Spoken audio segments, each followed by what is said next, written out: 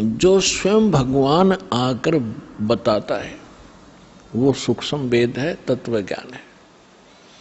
तो उस ज्ञान के अंदर ये तो प्रमाणित हो चुका है, उस ज्ञान के आधार से दास ने आपको सिद्ध कर दिया है कि परमात्मा कैसा है, कहाँ रहता है, वो क्या करता है और वो कैसे प्राप्त होता है।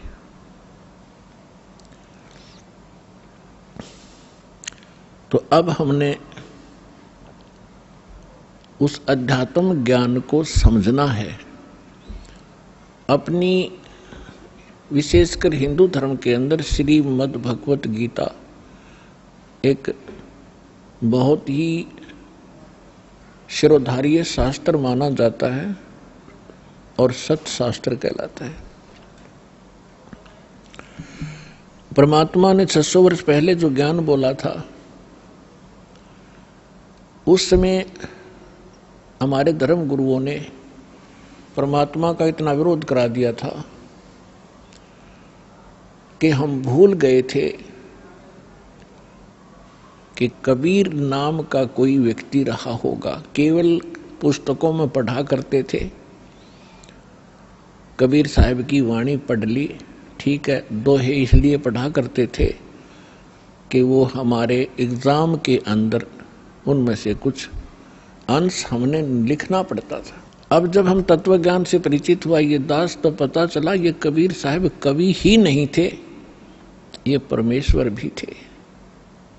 तो उस परमेश्वर ने 600 वर्ष पहले कहा था, सुखदेव ने 84 भुगती, बण्या पजावे खरवो, तेरी क्या बुनियाद प्राणी, तो पेंडा पंथ पकड़वो।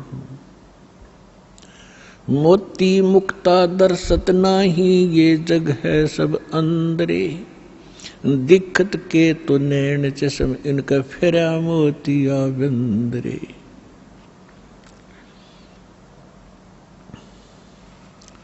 परमात्मा कहा करते थे कि जिनको तुम विद्वान मानते हो, इन पंडितों को, मंडलेश्वरों को, महर्षियों को, ये कख भी नहीं जानते, कै ख भी नहीं जानते अध्यात्म मार्ग का। आचार्य और शंकराचार्य जितने मंडलेश्वर आप जी के धर्मगुरु हैं, ऐसे ही मुसलमानों को कहा करते ये मुल्ला काजी। और जितने भी पीर ये अपनी कुरान शरीफ से भी परिचित नहीं है। तो इस बात से उस समय के सभी वो नकली धर्मगुरु परमात्मा का विरोध किया करते थे और उस परमात्मा को हमारे हृदय से कति गिरा दिया था, ये कह करके कि कबीर साहब तो अशिक्षित हैं, कोरी झूठ बोलते हैं, ये क्या जाने सदग्रंथों को। आज से 600 वर्ष पहले परमात्मा ने अपनी प्यारी आत्मा धर्मदास जी से कहा था, धर्मदास ये जग बोराना, कोई न जाने पद निर्वाणा, यही कारण मैं कथा पसारा, सबसे कहिए वो राम नियारा। यही ज्ञान जग जीव सुनाओ, सब जीवों का भरम नसाओ। भरम गए जग वेद पुराना, आदि राम का वेद न जाना। अब मैं तुमसे कहूँ चताई, तेरे देवन की उत्पत्ति वाई। तेरे तीनों देवताओं की उत्पत्ति बताता हूँ, ब्रह्मा विष्णु महेश की कैसे जन्म हुआ। माँ अष्टंगी पिता निरंजन, ये जुम दौरुण वंशन अंजन। पहले कीन निरंजन राई, पीछे से माया उपजाई। माया रूप देख अति शोभा, देव निरंजन तन मन लोभा। देवी को तुरंत धर खाए, पेट से देवी करी पुकारा। हे साहिब मेरा करो उभारा, टेर सुनी तब ताहम आए। अष्टंगी के बंद छुड़वाए।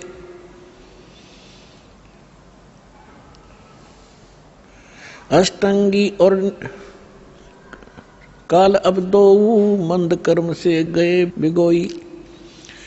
धर्मराय की ने भोग विलासा, माया को रही तब आशा। तीन पुत्र अष्टंगी जाए, ब्रह्मा विष्णु शिव नाम धराए। तिनके सुत हैं तीनों देवा, ये अंदर जीव करते हैं सेवा। गुण तीनों की भक्ति में ये भूल पड़ो संसार। कहें कबीर निज नाम बिना कैसे उतरो पार। तीन देव की जो करते भक्ति, उनकी कदे ना होवे मुक्ति। आज से 600 वर्ष पहले परमात्मा ने कहा था कि गुण तीनों की भक्ति में। तीन गुण कौन? रजगुण ब्रह्मा, सतगुण विष्णु, तमगुण शिव जी। इन तीनों देवताओं की भक्ति में ये भूल पड़ो संसार। और कहें कबीर निज नाम बिना, यथार्थ मंत्र के बिना तुम कैसे उतरो पार। और तीन देव की जो करते भक्ति, उनकी कदे न होवे मुक्ति। जिस परम पिता को ये अज्ञानी, एक संस्कृत भाषा के ज्ञाता कहा करते, वो अविद्वान है, जुलाहा है, शूद्र है, मूर्ख है, इसने बोलना भी ना आता, भाषा का उच्चारण भी ठीक नहीं, ये क्या जाने सदग्रंथों के बारे में ये आलोचना करता है। गुण तीनों की भक्ति में ये भूल पड़ो संसार। कहें कबीर निज नाम बिना कैसे उतरो पार। गुण तीनों की भक्ति में, होय होय, तीन गुणों की भक्ति। अब ये गुण क्या है, यह समझ में ना रही थी इनका आज तक। तो परमात्मा ने बताया कि रजगुण ब्रह्मा, सतगुण विष्णु, तम गुण शिव कहावे रे। चौथे पद का मरहम न्यारा, कोई तत्वदर्शी बतावे रे।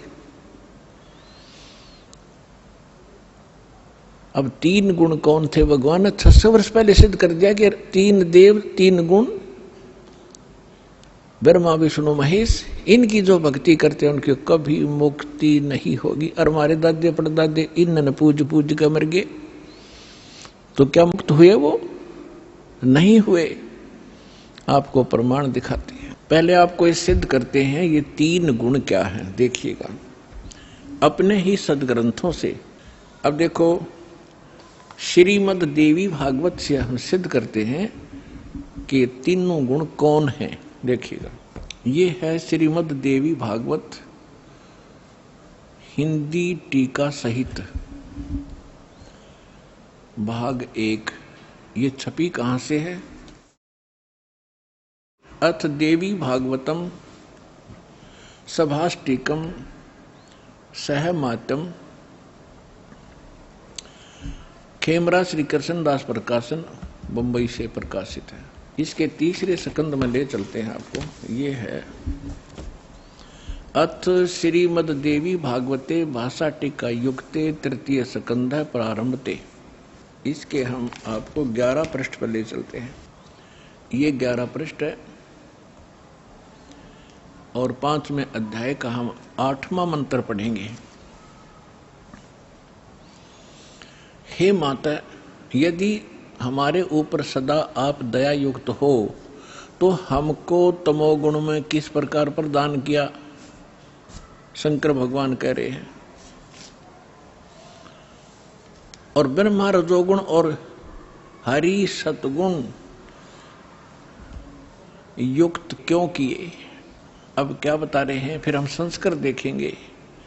यदि दया धर्मना न सदा अंबिके, आप यदि हमारे ऊपर सदा मेहरबान बताते हो, मैं तुम्हें बहुत प्यार करती हूं, तो कथम अहम विहित, क्यों मैं बना दिया तमोगुण, तमोगुण। और कमल जय, कमल से उत्पन्न होने वाले ब्रह्मा जी को रजोगुण संभव है, रजोगुण क्यों बना दिया? और सुविहित किमो सतोगुण हरि, और विष्णु को आपने सतोगुण क्यों बना दिया? इति सिद्धम रजगुण ब्रह्मा, सतगुण विष्णु, तमगुण शिव जी। अब एक और पुराण से सिद्ध करते हैं ब्रह्मा विष्णु महेश क्या है। देखिए, ये है मार्कंडेय पुराण सचित्र मोटा टाइप केवल हिंदी और गीता प्रेस गोरखपुर से ये प्रकाशित है। इसके 22-23 पृष्ठ पर दिखाएंगे। ये 122 पृष्ठ पर हम पढ़ना शुरू करेंगे मार्कंडेय पुराण। यहां से मार्कंडेय जी बोले, ये बता रहे हैं सारा कुछ, हम यहां आ जाते हैं।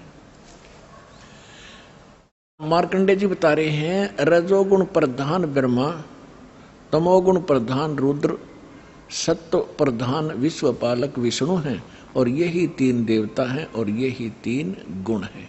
अब जिसको ये अनपढ़ अशिक्षित कहा करते थे उस परमेश्वर ने 600 वर्ष पहले बता रखा था ब्रह्मा विष्णु महेश, रजगुण ब्रह्मा, सतगुण विष्णु, तमगुण शिव जी। जो इनकी पूजा करते हैं वो कभी मुक्ति प्राप्त नहीं कर सकते। श्रीमद् भगवत गीता में उनको क्या संज्ञा दी है? इस त्रिगुण में ही माया, रजगुण ब्रह्मा, सतगुण विष्णु, तमगुण शिव जी की जो पूजा करते हैं, जिनकी बुद्धि इन्हीं पर सीमित होगी है, इसके अतिरिक्त वो किसी की बात को सुनना पसंद भी नहीं करते। राक्षस स्वभाव को धारण किए हुए मनुष्यों में नीच दूषित कर्म करने वाले मूर्ख 4 गाली इकट्ठी दे रखी है। गीता ज्ञानदाता कहता और मेरी भक्ति भी ना करते। गीता ज्ञानदाता कौन है? ये ब्रह्म है, ये सरपुरुष है, 21 ब्रह्मांड का स्वामी है, ब्रह्मा विष्णु महेश का पिता है, जो श्री कृष्ण में प्रवेश करके श्रीमद् भगवत गीता का ज्ञान बोल गया। आइए पढ़ें अपने ही सदग्रंथों को, जिनको हम डेली रटा करते, हम पढ़ा करते, समझा नहीं करते। हमने मान रखा था इसके पढ़ने मात्र से ही मोक्ष होगा। नहीं, श्रीमद् भगवत गीता में जो लिखा है वैसे करने से मोक्ष होगा, ना कि केवल पढ़ने मात्र से। पढ़ने से ज्ञान होता है, वो ज्ञान भी ना हुआ। हमने पढ़ते पढ़ते कितने दिन बीत गए थे, वर्ष बीत गए थे। गुरु बिन काहुन पाया ज्ञाना, जो थोथा बुस छड़े मूड किसाना। गुरु बिन वेद पढ़े जो प्राणी, समझन सार रहे अज्ञानी। तो हम इन पढ़ा भी करते इन सदग्रंथों को, लेकिन ज्ञान नहीं था।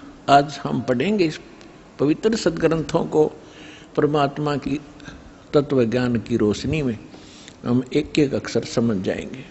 आइएगा अब 7वां अध्याय पढ़ते हैं। देखिएगा, श्रीमद् भगवत गीता जयदयाल गोविंद का इसके अनुवादक हैं, गीता प्रेस गोरखपुर से ये प्रकाशित है और ये सबसे अधिक हिंदू समाज में यही पढ़ी जा रही है। अब देखते 7वां अध्याय। ये स्टार्ट है अथ 7वां अध्याय श्रीमद् भगवत गीता। अब गीता ज्ञानदाता कहता है कि हे पार्थ, हे अर्जुन, अनन्य प्रेम से मुझ में आसक्त चित्त तथा अनन्य भाव से मेरे प्रयाण होकर योग में लगा हुआ, तू जिस प्रकार संपूर्ण समग्रम संपूर्ण विभूति बल ऐश्वर्य गुण से युक्त सबके आत्म रूप माम मुझको संशय रहित जानेगा, उसको सुन। अब क्या कहता है गीता ज्ञानदाता? कहता है कि अब जो ज्ञान सुनाने जा रहा हूं, इसके जानने के बाद तुझे कोई शंका नहीं रहेगी मैं क्या हूं। आगे देखो, दूसरे श्लोक में कहा है 7वां अध्याय दूसरा मंत्र, मैं तेरे लिए इस विज्ञान सहित तत्व ज्ञान को, इस ज्ञान को, तत्व ज्ञान ज्ञान को पूर्णतः कहूंगा, जिसको जानकर संसार में और कुछ भी जानने योग्य शेष नहीं रह जाता। अब क्या बता रहा गीता ज्ञानदाता कि ऐसा ज्ञान सुना दूंगा, इसके बाद फिर कुछ जानने की जो आवश्यकता नहीं रहेगी। फिर देखिएगा इसमें क्या बताता है। तीसरे मंत्र में हजारों मनुष्यों में कोई एक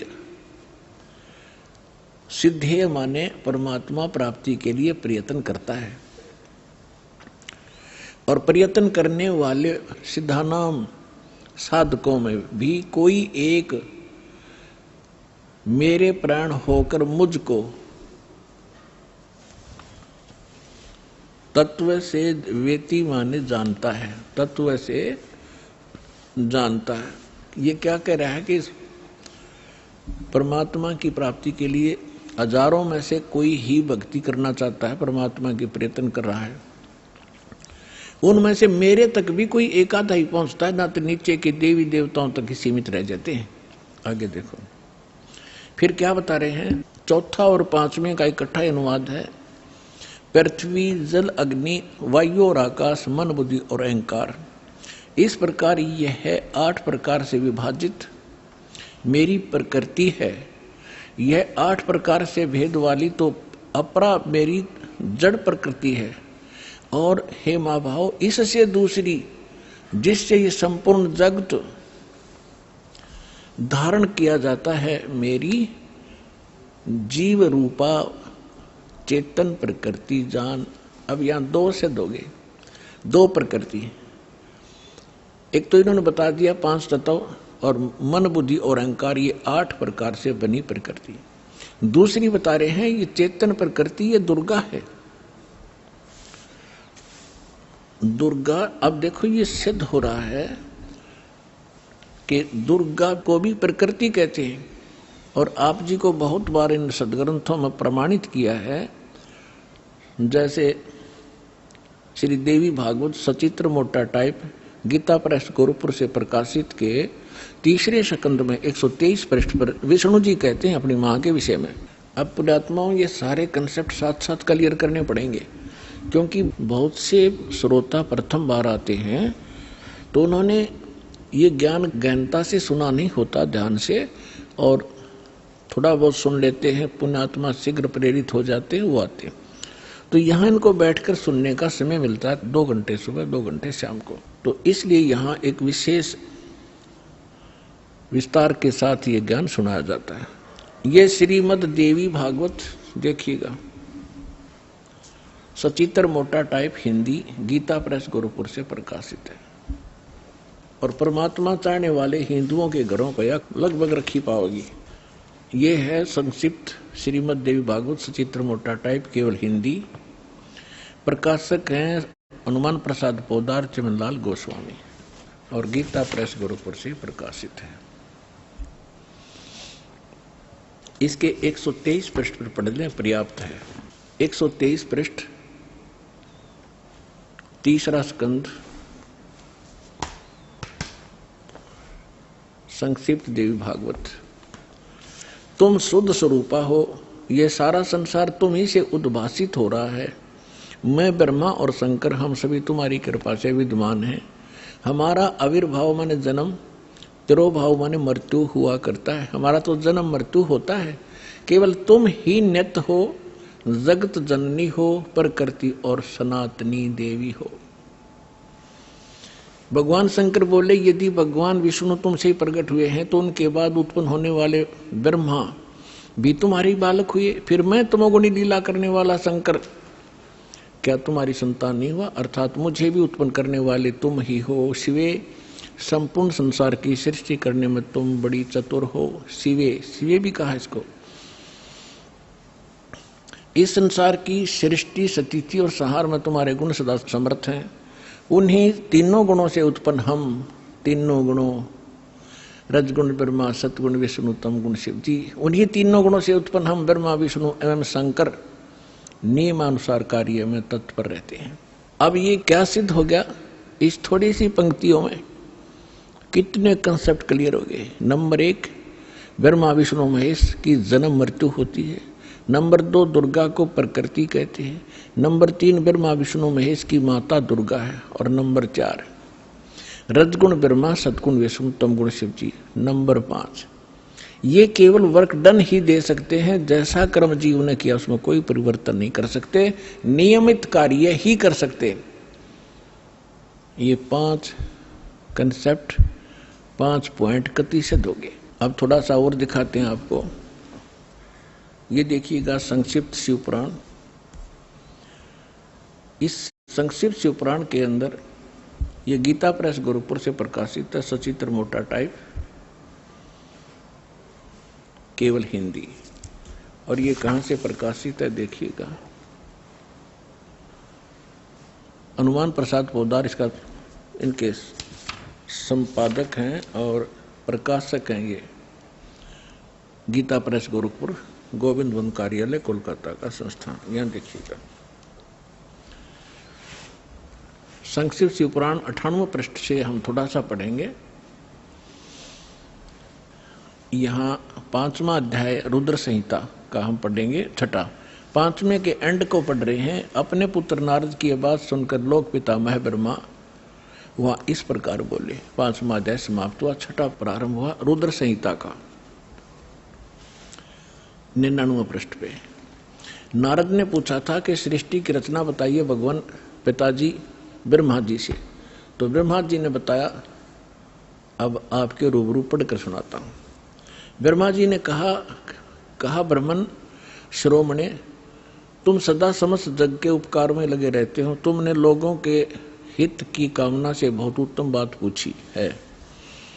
जिसमें समस्त चराचर जगत नष्ट हो गया था, सर्वत्र केवल अंधकार ही अंधकार था, न सूर्य दिखाई देते थे, न चंद्रमा आदि कुछ भी नहीं थे। उस समय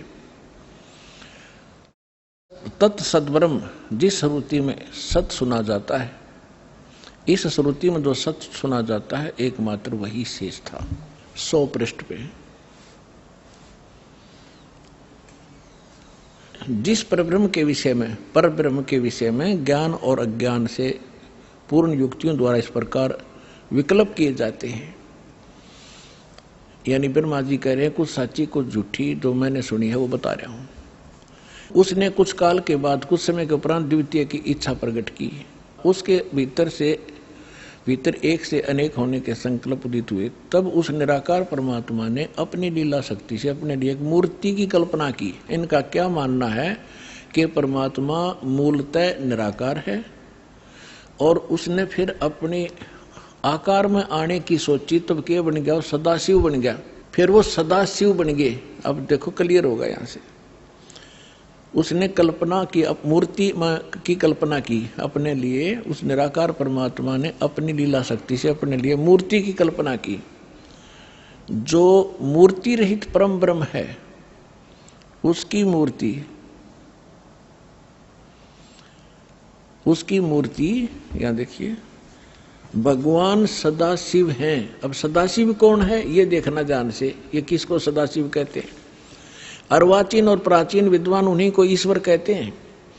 उस समय एकाकी रहकर स्वेच्छानुसार विहार करने वाले उन सदाशिव ने अपने विग्रह से स्वयं ही स्वरूप भूता शक्ति की सृष्टि की, जो उनके अपने श्री अंग से कभी अलग होने वाली नहीं थी।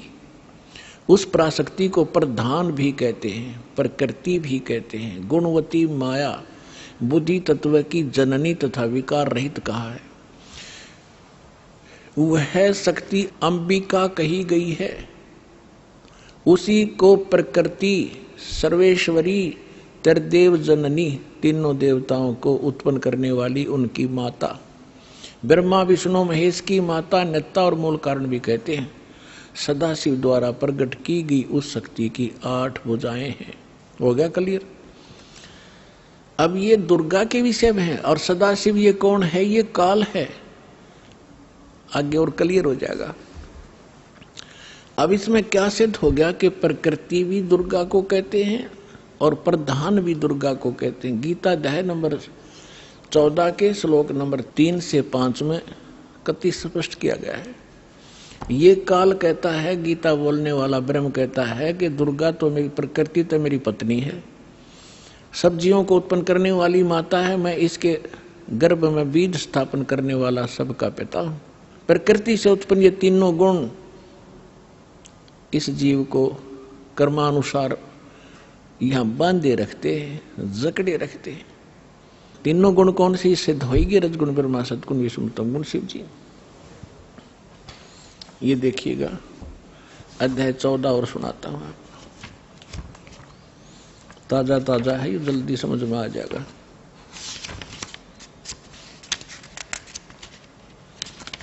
ये देखिएगा गीता अध्याय नंबर, श्रीमद् भगवत गीता अध्याय नंबर 14 का और श्लोक नंबर 3 में, हे अर्जुन, मेरी महत माने प्रधान ब्रह्म, मेरी महत रूप मूल प्रकृति संपूर्ण भूतों की योनि अर्थात गर्भाधान स्थान है मैं।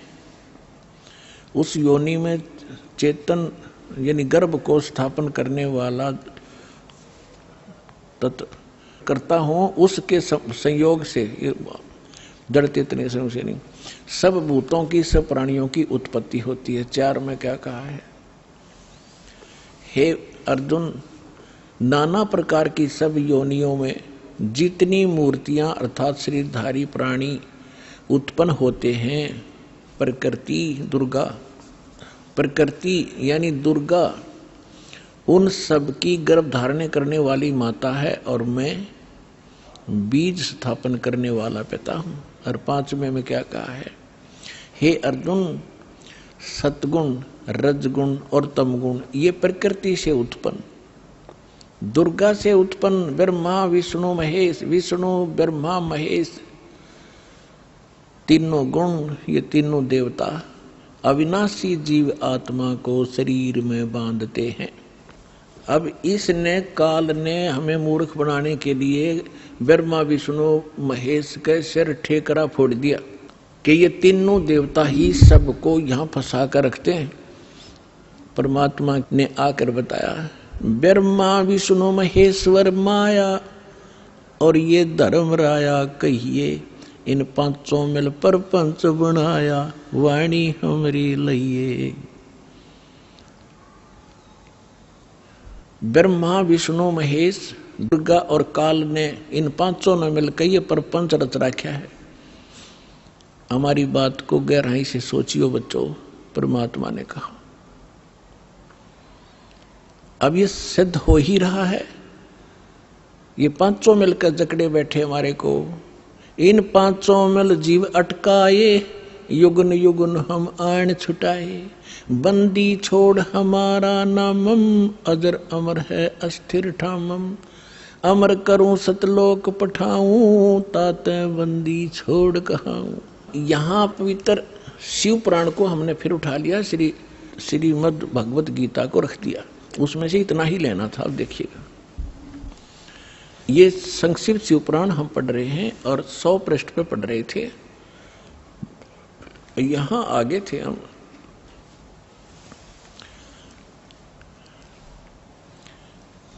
कि जो मूर्ति रहित परम ब्रह्म है उसकी मूर्ति भगवान सदाशिव हैं।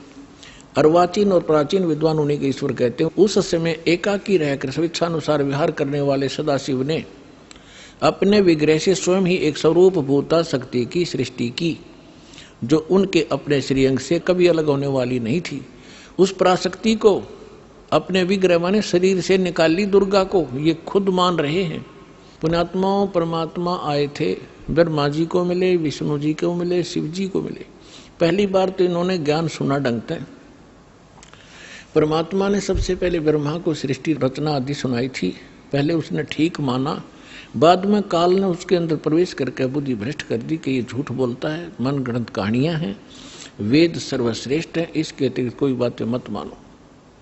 तो इस ब्रह्मा जी ने कुछ तो परमात्मा से प्राप्त ज्ञान और कुछ फिर अपने अज्ञान के आधार से ये ज्ञान सुनाना चाहा, तो फिर भी सच्चाई छुपी नहीं। ये क्या कहना चाहते हैं कि सदाशिव पहले निराकार था, फिर सदाशिव बन गया। उसने अपने शरीर से एक शक्ति निकाल ली, वह प्रकृति कलाई, उसी को जगदम्बिका कहते हैं। तीनों देव की जननी ब्रह्मा विष्णु महेश की माता और उसकी 8 भुजाएं।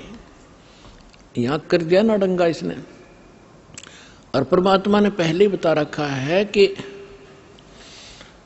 जैसे दास ने सृष्टि रचनामा आपको बहुत बार सुना है, उसमें आप खूब समझ चुके होंगे, तो उसी का कुछ अंश लेकर इसने यहाँ मिलावट की है। देखिएगा, उस समय एकाकी रहकर स्वेच्छा अनुसार विहार करने वाले सदाशिव ने अपने विग्रह से स्वयं ही एक स्वरूप भूता शक्ति की सृष्टि की, जो उनके अपने श्रीअंग से कभी अलग होने वाली नहीं थी। उस पराशक्ति को प्रधान प्रकृति गुणवती माया बुद्धि तत्व की जननी विकार रहित बताया गया। वह शक्ति अंबिका दुर्गा कही गई है। उसी को प्रकृति सर्वेश्वरी त्रिदेव जननी नित्य मूल कारण भी कहते हैं। सदाशिव द्वारा प्रकट की गई उस शक्ति की 8 भुजाएं। होगी क्लियर? नाना प्रकार के आभूषण, उसके श्री अंग की शोभा, बढ़ाते हैं श्री अंगों की। वह देवी नाना प्रकार की गतियों से संपन्न है और अनेक प्रकार के अस्त्र शस्त्र धारण करती है। एकाकिनी होकर भी वह माया संयोग वसात अनेक हो जाती है।